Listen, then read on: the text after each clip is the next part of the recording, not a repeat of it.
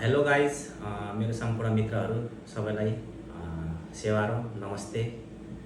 म चाहिँ आज यो एउटा सानो सर्ट भिडियो बनाउँदैछु कि छोटो एउटा भिडियो बनाउँदैछु किनभने हिजो तपाईँहरू सबैलाई थाहा छ, हिजो 26 गते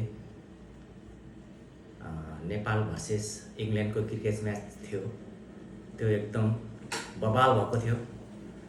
जति पनि हामीले उम्मिद गरेको थिएनौँ होला कि नेपालले इङ्ल्यान्डसँग यस्तो टक्करले खेल्छ भन्ने। तर हिजो गेम सुरुदेखि अन्तिमसम्म हेरेँ मैले। तर यो हेर्दाखेरि चाहिँ नेपालले कुनै पनि समयमा विश्वकप नै उठाउला जस्तो लाग्दैछ मलाई चाहिँ।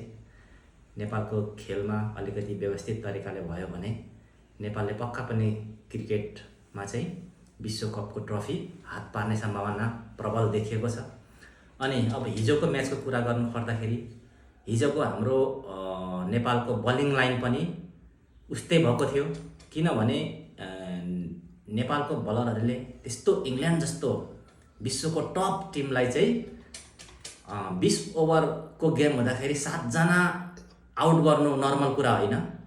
त्यसको लागि सबै हाम्रो बलिङ गर्ने हाम्रो क्रिकेटको भाइहरूलाई धेरै धेरै धन्यवाद छ। अझै पनि योभन्दा राम्रै गर्दै जानुहोस् भन्नु चाहन्छु। र ब्याटिङको कुरा गर्नु पर्दाखेरि ब्याटिङ लाइन पनि हाम्रो बब्बाल भएको थियो। किनभने टार्गेट 185 को टार्गेट थियो। त्यो 185 को टार्गेट इङ्ल्यान्ड जस्तो टिमलाई नेपालले कम्पिटिसनमा लगेर फेरि नेपाल इङ्ल्यान्डको बलरहरूलाई चाहिँ एकदम त्रासित बनाउनु पनि ठुलो कुरा हो। किनभने इङ्ल्यान्डको बलर यस्तो